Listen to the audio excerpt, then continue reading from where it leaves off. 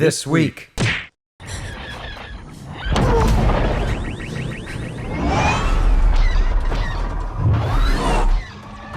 Star Wars Squadrons, the game that EA told us wouldn't be getting any significant updates, is in fact getting some truly significant updates, starting this week. First, on November 25th, we'll be getting a new map for both dogfighting and fleet battles, the Foster Haven Trading Post.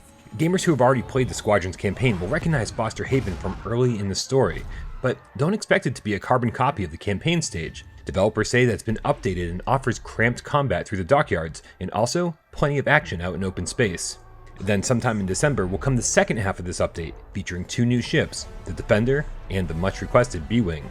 And at some point along the way, EA Motive will also be adding custom matches.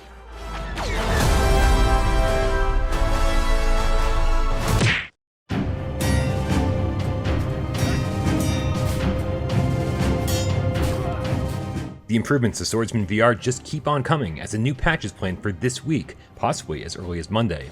The new patch will feature an entirely overhauled weapon handling system with two-handed gripping for two-handed weapons, reversible grips, huge improvements to the physics, updates to the Horde mode, and more.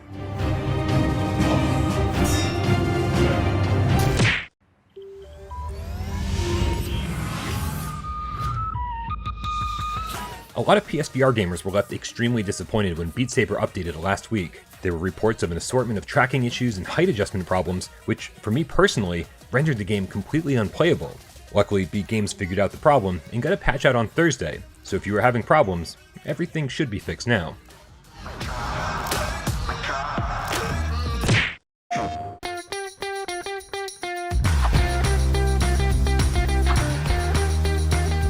There are two features that PS4 and PS5 Minecraft players have been asking about for a while: servers and realms. With the addition of servers, you'll be able to choose from a number of different worlds created by players in the community, where you and others can take part in all sorts of activities. Realms, on the other hand, make your created worlds persistent, so while you'll still need an invitation to join someone else's world, the creator no longer needs to be there for you to play. And yes, realms are cross-platform.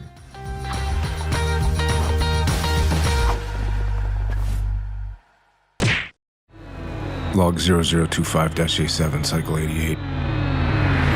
If you're hearing this, the crew of the USIT Arbiter is dead. It took less than a cycle for the machines to turn us into a graveyard. Pistol Whip 2089 just got a December 1st release date on PC and Quest. Developer CLOUDHEAD Games has since confirmed that the update won't be launching simultaneously on PSVR, but said it will be coming shortly after. Here's hoping it won't be too long. It's time to prove what I'm made of.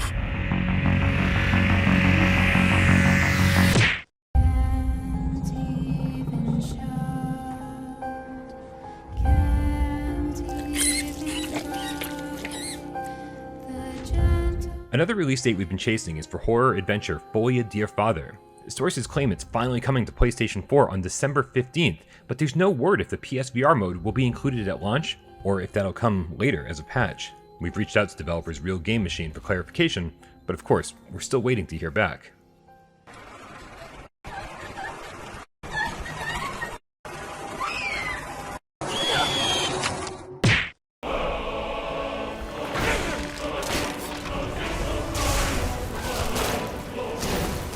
And finally, with Black Friday upon us, the PlayStation Store is featuring even more deals on PSVR games. The deals, of course, will vary from region to region, so make sure to check your specific store for details.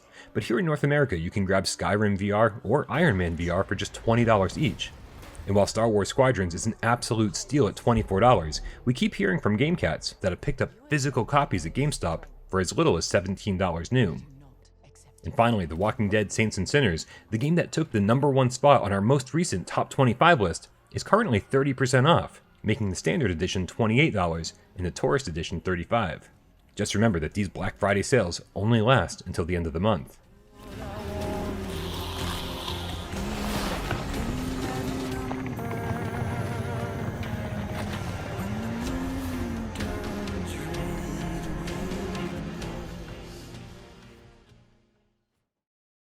Thank you guys so much for tuning into another episode of PSVR This week. We'll be back next week to keep you up to date on all the VR games coming to the PlayStation Store. but keep in mind that no one outside of Sony really knows what games are coming when.